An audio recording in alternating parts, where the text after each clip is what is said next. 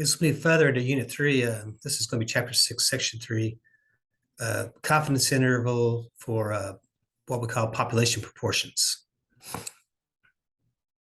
So before we're doing confidence intervals with respect to the mean, knowing the standard deviation and not knowing the standard deviation. Now we're moving into something called a population proportion. So this is all with respect to that. So if you recall, I didn't recall either. I had to look back up on 4.2. The probability of a success in a single trial of a binomial experiment is described as P. So remember, a success does not necessarily mean a success is just what you're looking for. So this probability is referred to as a population proportion. So in this section, you will learn how to estimate a population proportion, P, using a confidence interval. As with the confidence interval for like mean, you will start with what's called a point estimate. So remember how the mean became our point estimate earlier on in Chapter 6. So the point estimate for the population proportion, is going to be given by the proportion of successes in a sample, and it's going to be denoted by P hat equals X over N. So remember, X is the number of successes divided by the total sample.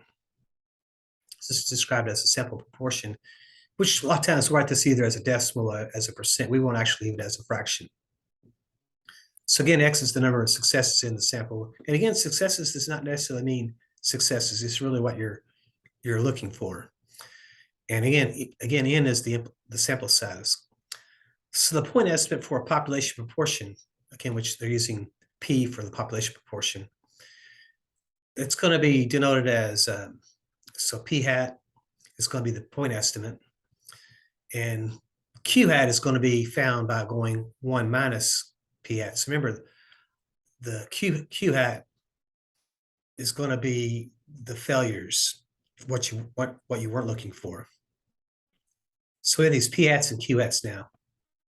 So P stood for successes and Q stands for failures in this situation.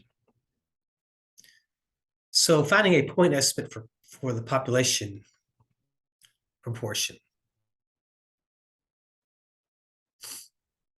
So again, P stands for our population proportion as well. So it's got many little hats as well as we kind of siphon through this vocabulary. So in a survey, 1,550 US adults, so that's going to be our sample size, 1,054 said they use the social media website Facebook. Find a point estimate for the population proportion of US adults who use Facebook. So again, to do that, to find our population proportion, we have to find what's called P hat. And P hat is going to be defined as the number of successes over the sample size. So the 1,054 was the number of successes, and we divide that by 1,550. That's going to be our sample size. So let me see if I can slide this over and find a calculator that we can use. Didn't get this self-prepared there.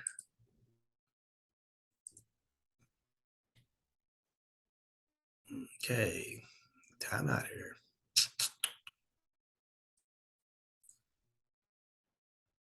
Okay, sorry about that.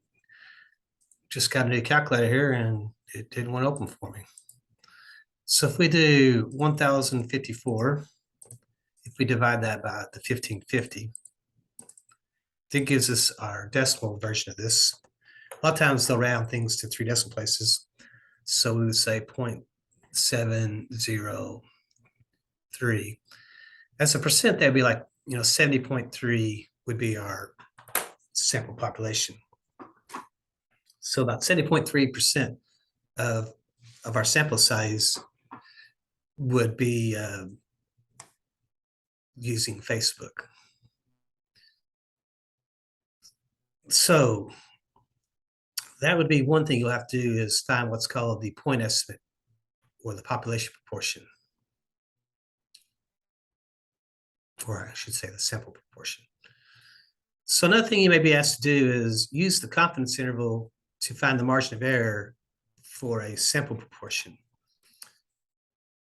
So use the confidence interval to find the margin of error and then also find the sample proportion. So recall the confidence interval, if I draw this on a number line, just have to bear with me with my number line.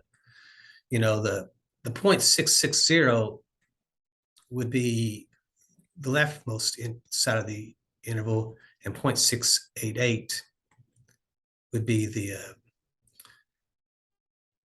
the most right side point. The population proportion, the population proportion value, or P, is going to be denoted here in the middle. That's going to be our sample proportion. So to find the margin of error, what we need to know is how far away we're moving from the middle here. But what the catch is to find the margin of error, we have to actually pick up on how far is it from here to there. We need to find that distance because the error is kind of moving from here to here. So that's really going to be half of this total distance. So to find a distance, remember, distance is the difference between the endpoints. So if you go for the margin of error, a lot of times that's denoted as E. That's going to be the 0.688 subtract the 0.660. So if I subtract those two numbers, so 0.688 subtract 0.660, if I enter, that gives me this 0.028. So 0.028 is the total distance, but I want to know is half of that distance. So if I divide 0.028, if I divide that by 2, that will give me my margin of error. So if I divide that by 2, that's going to give me this 0.014. So it's going to be my margin of error. So it's like 1.4% error, which isn't much. So now to find the sample population, we need to find the middle. To find the sample proportion, or p hat, if you will, we have to find the midpoint of these two. So the sample proportion, which we also call p hat, or p, is going to be the midpoint here. So to find the midpoint, what you do is you add the 0.688 plus the 0.660. That's going to give you 1.348. And then you're going to divide that by 2 to get the midpoint.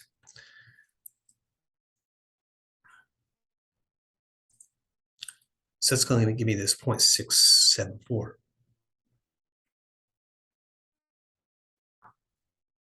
So that would be where we are. So we're, 67.4% would be where we are with our successes. But then our margin of error, we drop down to 66% or around 69% would be what would be we making predictions of. So as you kind of start to pick up on, we're going to be using this confidence interval.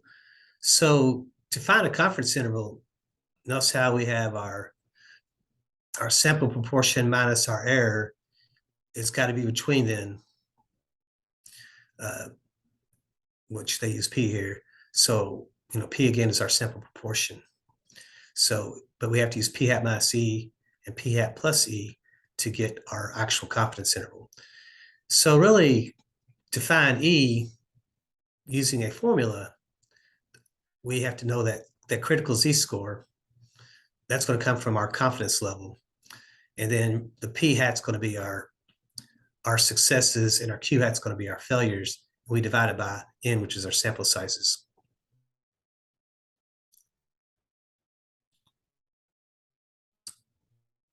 So some of the things we have to pick up on is, the mean here is going to be going to be determined by P, and our Q, or I'm sorry, our sigma, our variance, if you will, or standard of error, is going to be represented by the formula P times Q divided by N. I didn't see a whole lot in our homework that required those at this point, so I'm not going to go into too much detail. But remember, to use z-scores and things like that, we have to have what's called normal distribution.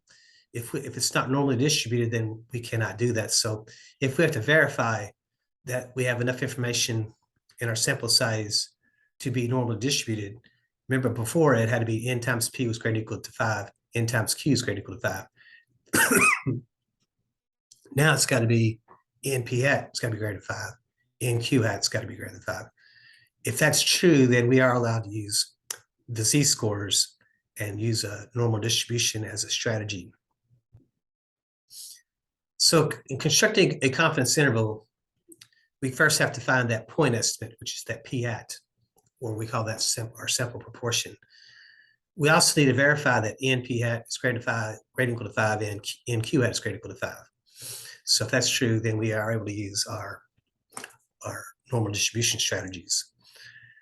And again, we're actually going to not use the table. We're actually going to use some shortcuts there that will save us some time to find what Z is. So then I can actually use this formula here to find the margin of error. And then to build our confidence interval, we use the P hat minus E and the P hat plus E, so that P hat becomes our point estimate, if you will. So constructing a confidence interval for point P, for P. So again, this P will stand for the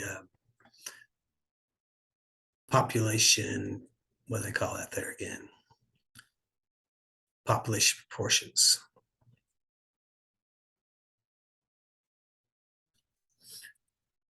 So again, the population proportion basically is percentage of successes.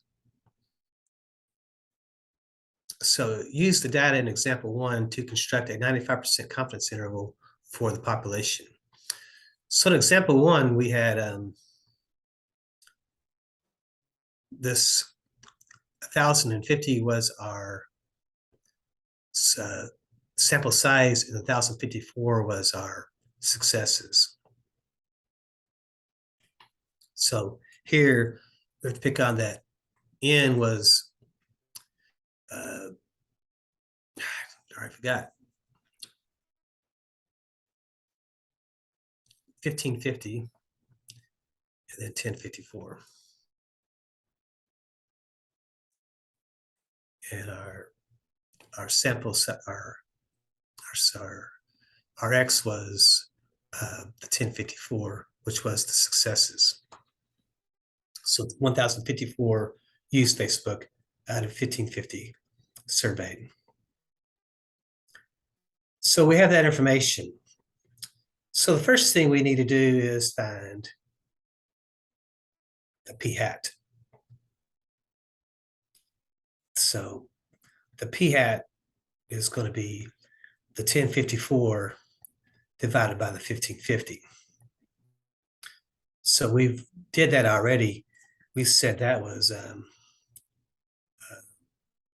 0.703. So I don't have to do that math again. We also need to find Q hat though. So Q hat's going to be 1 minus 0.703. It's the failures. So if I can find my calculator, let's see if we can slide this over a little bit. So we're going to have 1 minus 0.703. And that's going to give me 0.297.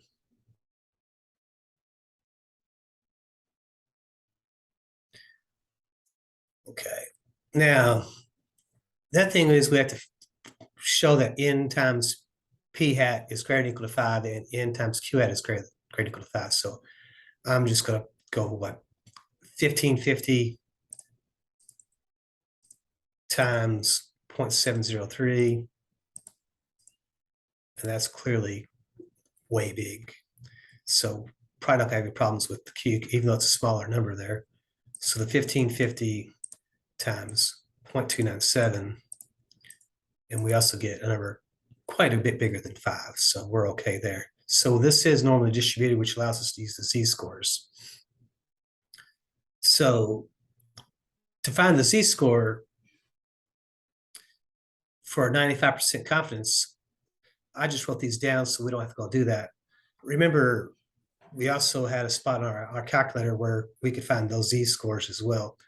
So remember, for like 95% confidence, that was a distribution strategy we had, second distribution. So you remember the inverse norm actually did the z-score, but I had to know the area. Remember, the area is the left side of the curve. So 95% means, remember that 95% was in the middle. So that left us with 5% on each end. So I had to actually divide 5 by 2, and that was like 0.025. That's the area of the curve. So all the rest of that stays normal, and we get then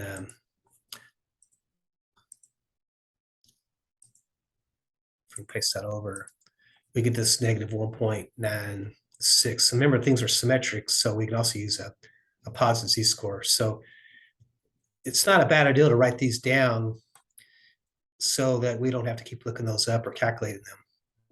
So it seems like they always seem to be using 90%, 95%, and 99% as our z's. So to find our margin of error, we can use the formula then. E is equal to the z-score. For 95%, it's that 1.96. And we have to multiply that by the square root of, p hat and q hat. So it's going to be 0.703 times 0.297. And we have to divide that by the sample size, which was 1550. And that gives us our margin of error. So if we can use the calculator there, we get 1.96, and we're going to multiply by the square root. So square root is above the x squared. Got to use the second button. And notice how we have a fraction inside the square root. Remember that F1 button gives us that. Remember, F1's in green. So look at alpha F1. Number 1 gives us the fraction format. So that looks a little bit easier to type in and see it. 0.703 times then 0.297. And then if I come down here and divide by the 1550, which was our sample size, that gives us then our 0.0227. So if we round that to 3 decimal places, that's going to be like 0.023. So again, to find our interval, we have to go p hat minus e, which is going to be the 0.703 minus the 0.023. That's going to be our left side interval. And then to find our right side interval, we have to go p hat. We have to add e to that. So it's going to be 0.703 plus 0.023.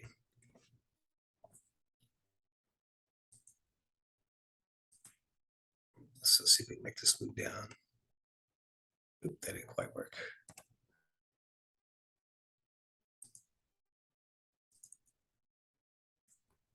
Down a little bit. So if we do some math here, so now our left end point is going to be this p minus e. So 0.703 minus 0.203. I'm sorry, 0.023. I wrote those down wrong here. Try that again.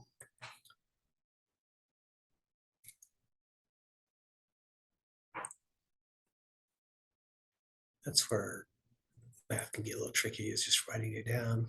So 0.023.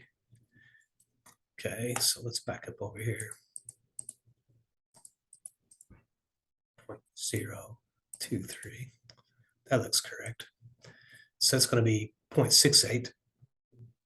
It's going to be our left endpoint. Then if we do 0.703 plus 0.023, that will give us a right endpoint, which I probably could use the we don't need a calculator for that. That probably would be addable, 0.726. So what we have then is we then just create our interval like that. And remember, we also can use interval notation. That's going to be like 0.68 is my left bound, and 0.726 is my right bound. So 68% success to 72.6% success with that. So that's kind of our margin of error as far as a confidence interval goes. So we feel pretty good that if we was using towards more to working towards more of the full population, I should still fall within this range of values. So we get that going on there. Now, instead of doing all that, you also have the calculator that does this in one quick swoop. So the trick is finding this stuff on a calculator. So I'm going to probably have to start figuring out myself, because I'm getting now confused of what formula goes with what.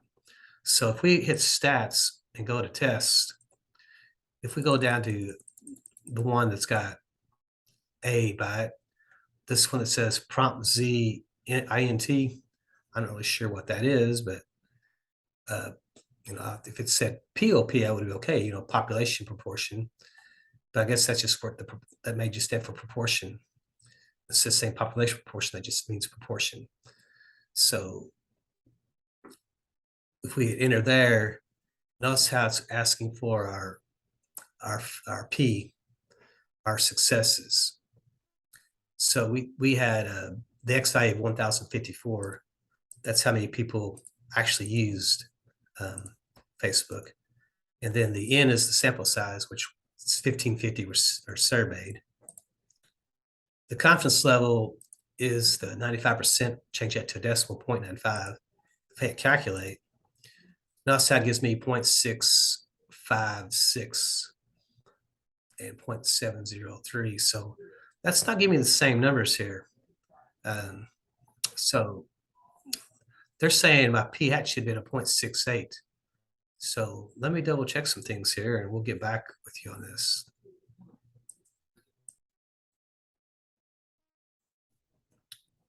So if you notice, the very first entry I put into my calculator, 1054 divided by 1500, I should have had 1550. So that's where I went wrong right off the bat with all this math, is I typed the first thing wrong. That should have been actually a 0.68. So that's where I guess I should have actually double checked my math there, and I didn't. So 1054 divided by 1550 should have been 0.68 here. So 68% success rate on that. So when I came down here with all this, this made my P hat and Q hat all wrong down through here. So we need to clean this all up. So this all falls apart down here.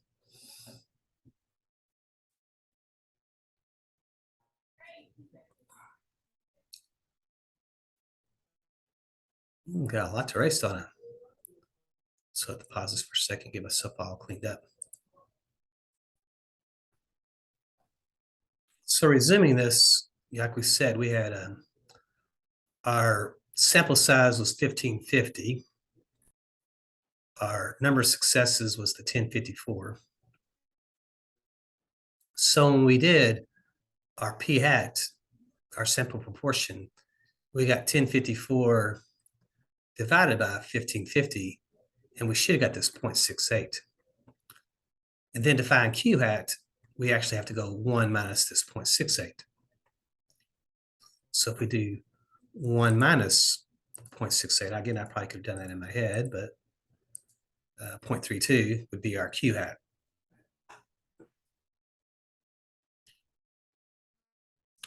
So then I can actually use the formula to find E, the margin of error, because we already verified that these numbers didn't change that much, so that we still can use normal distribution.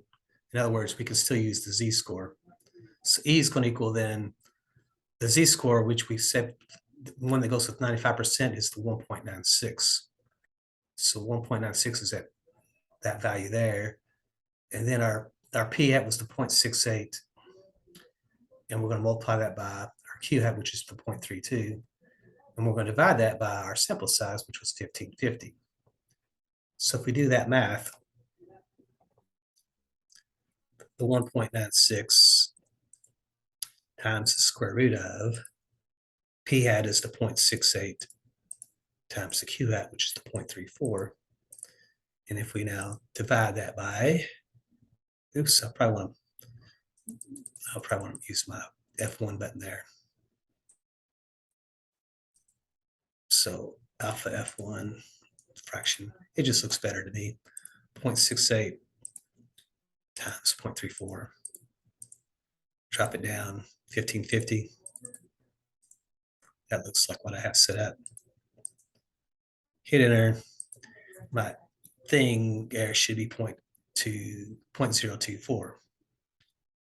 So 0.023, not 0.024 because of that 9.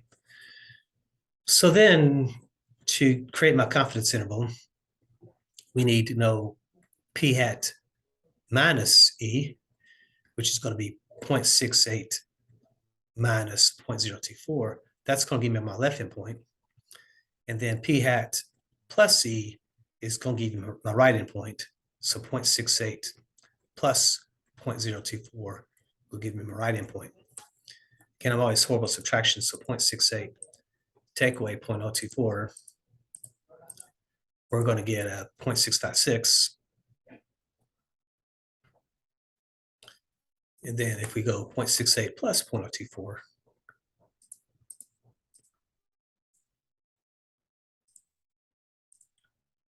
so it's like a 2% error. That's going to be like 0.704. So we should be between 0.656 and 0.704. But typically they'll write this as an interval. So the left bound is 0.656. And then the right bound would be the 0.704. So again, if I want to verify that on the calculator, if we go to stats and go down to test and then move down to this one that says prop Z. So the one prop C, that's number A there. Hit enter. We got the 1054 correct. We got all that correct. Hit enter. Notice how it now gives me this. It gives me 0.656 or 657. So it's going to be slightly different because of our rounding. And 0.703, we have 0.704 by rounding. So we're really, really close together. I don't have my decimal there though. So they both should work within sight of your assignment.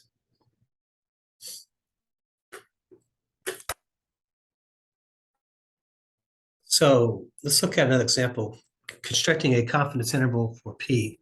So again, P is our population proportion, which again is kind of a percent of successes of the population.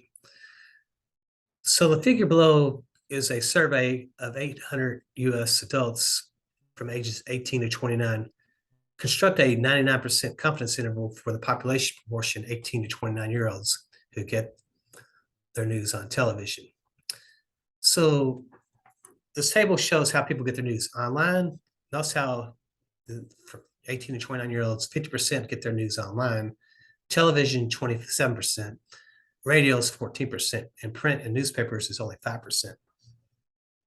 So, ask yourself, how do you get your news? For me, I kind of use a little bit of everything, but I would say probably most of my stuff is probably online as well. But they just want us to create a confidence interval with television. So 27% of the sample actually get their news from the television. So remember, To do this problem, let me give myself some room here.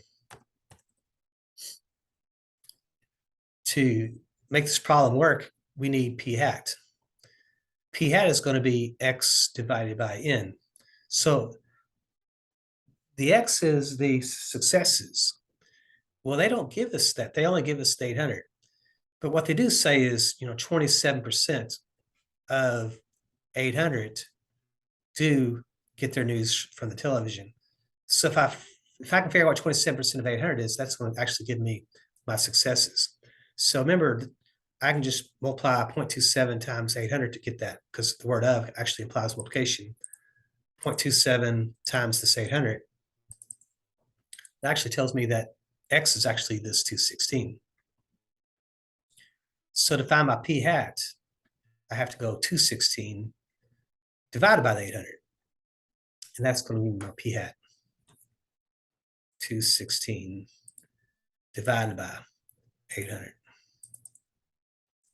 So it's going to be 0.27.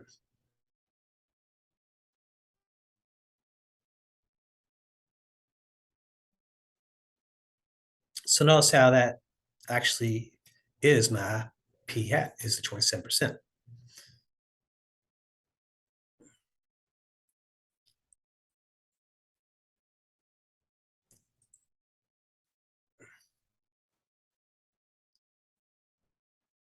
So q hat would be 1 minus the 0.27. So 27%, that'd be 73%, 0.73. So I'm starting to see decimals and percents like together now. So now we can actually find what's called the margin of error. So the margin of error, we need to know that z-score. And since they're saying 99%, my z-score for 99% is this 2.576.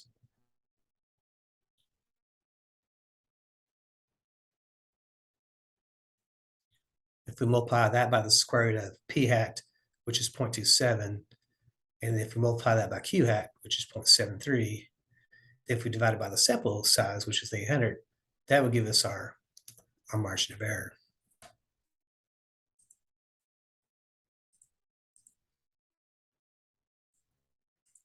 So again, it's a fraction. I'll use the alpha F1 button. Creates that format. So 0.27 times then 0.73 and drop down to 800. Gives me this 0.04. Yeah, so 0.040 or just 0.04. So to find your left endpoint, you have to go 0.27 minus 0.04. And to find your right endpoint, you have to go 0.27 plus 0.04. It's your right endpoint.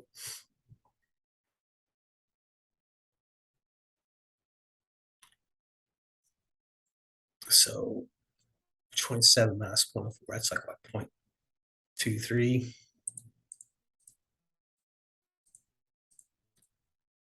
Yeah, 0.23. That's going to be my left one. Then my right one, 27. That's going to be 0.31. I can do that one.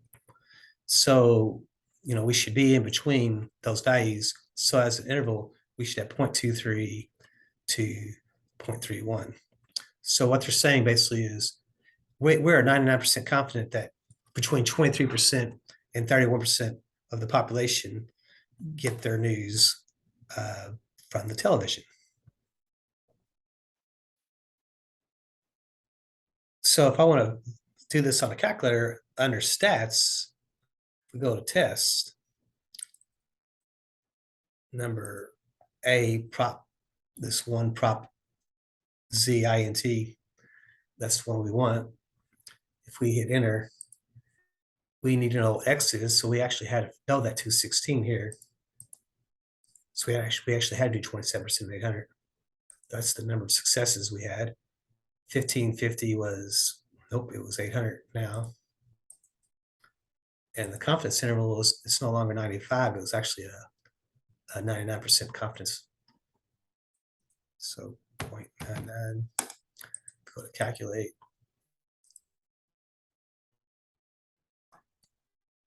So notice how they get 0.229, which would be 0.23. 0.230, and they got 0.310, and we got 0.31. So we got basically the same thing there using the calculator. So that's how you can actually find these population confidence intervals using your calculator. So if I look at this next example, we have in a survey 2004 adults in a recent year, 704 made New Year's resolutions to eat healthier. So not that many. Construct a 90% and a 95% interval for the population proportion.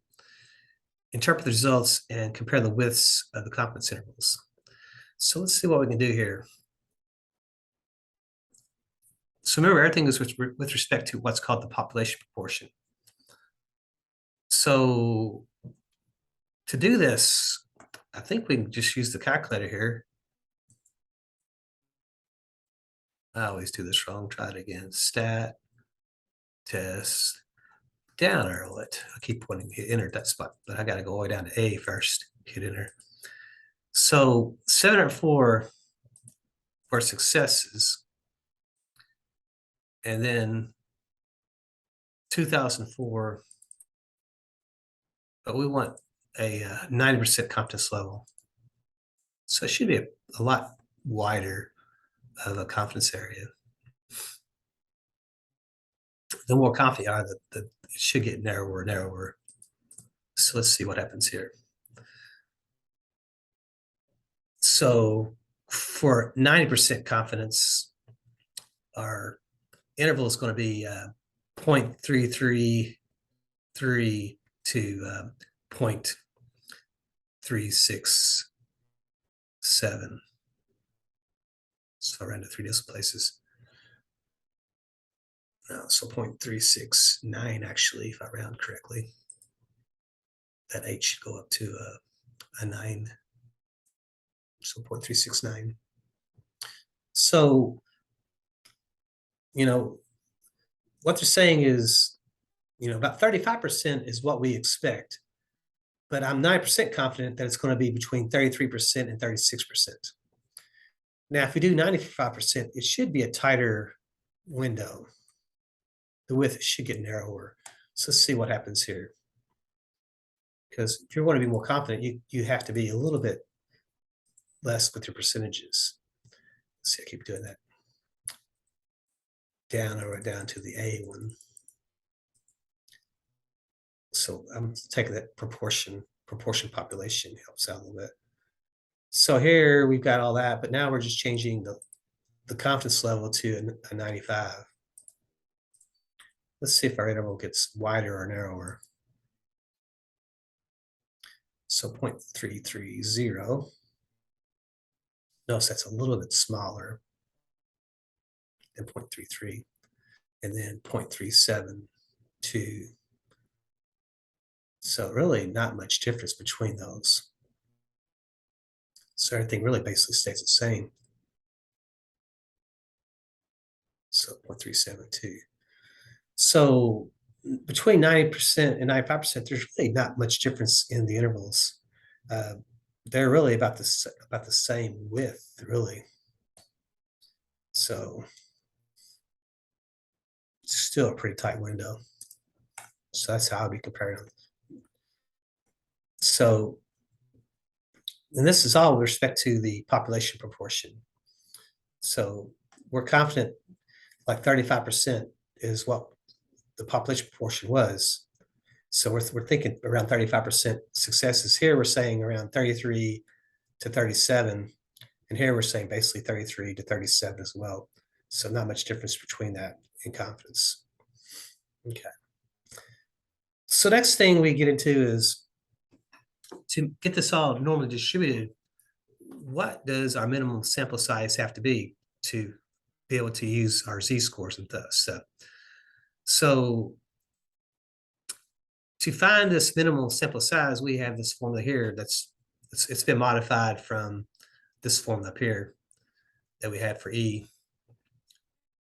So this right here, this has been solved for N, and this gives us our minimum sample size. So N is, again, it can't be a whole number. If it's not a whole number, we always want to round up to the next whole number. So remember, when rounding this, you have to round up all the time. Also note, if the formula assumes you have a preliminary estimates of P and Q, we will use those P hats. But if they don't give you any preliminary estimates, we will just use 50-50. We'll just break it down the middle. But if they give you some preliminary estimates, we will use them. But if they don't, we'll use P and Q as 0.5. So determine the minimum sample size so that we can use our normal distribution. So you're running a political campaign which wishes to be 95% confident. The population proportion of registered voters will vote for your candidate. You must be accurate within 3% of the population proportion. Find the minimum sample size needed when there's no preliminary estimate available. And then part 2, when there is a preliminary estimate available. So when there's no preliminary estimate, P hat and Q hat have to both be just 50-50, 0.5 and 0.5. So we're going to say 50 will vote for you and 50% will not vote for you. That's kind of where we are right now. So what we want to be is, how big does the sample size have to be for us to get this 50-50 vote? So our formula is going to be N equals, it's going to be P hat, Q hat, and then P hat times Q hat times then the, what did it say up there? The Z-score divided by E, the margin of error. So our critical Z-score divided by our margin of error, E, and that's all going to be squared. So to find our minimum sample size, we know P hat is 0.5, Q hat is 0.5.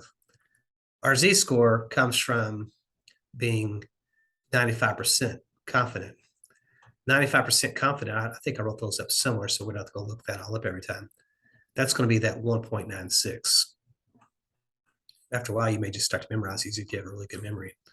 So this 1.96. The margin of error, he wants to be accurate within 3% of the population proportion. So he wants to be pretty darn close. 0.03 would be our population, our margin of error there. And then we have to square that. And that will give us our sample size if we don't know what the preliminary estimates were. So hit the stat button, test, and go down. Oops, we can't do that here, can we? So we'll quit that. We actually have to put that into our formula. So 0.5 times 0.5, and then in parentheses, we have a fraction, alpha F1, number 1. So I have 1.96 divided by, oops, it's on the top, and then the margin error is on the bottom, 0.03. Close parentheses. Oops, that didn't close right. Come out first. Down on that side. Now I'll try to put that parentheses. It looks better. Square. Hit enter. So this gives me 1,067. Since these are decimal, I have to round that to 1,068. So that's what they're saying my minimum sample size is would have to be if I'm going to try to get some type of estimate where I have a margin of error of 3%. So suppose the preliminary estimates say that only 31% are going to be voting for you. How big does my sample size have to be? So on this example, they give us P hat. So P hat is going to be 0.31. So we need to now know what Q hat is. people are not going to vote for me. So 1 minus 0.31. So it's going to be 0.69. If you follow percentages, you don't have to have a majority of the vote necessarily to win an election. So that's interesting these days in some of the races. So keep that in mind if you ever watch the statistics on voting. So again, we're still using 95% confidence, so that stays the same, and our margin of error stays the same. So we're really kind of ready to go here. So N is going to be P hat times Q hat times then the Z-score divided by E squared. So we're going to have 0.31 times 0.69, and then our Z-score was that 1.96 divided by the margin of error, which was 0.03. That's got to be squared.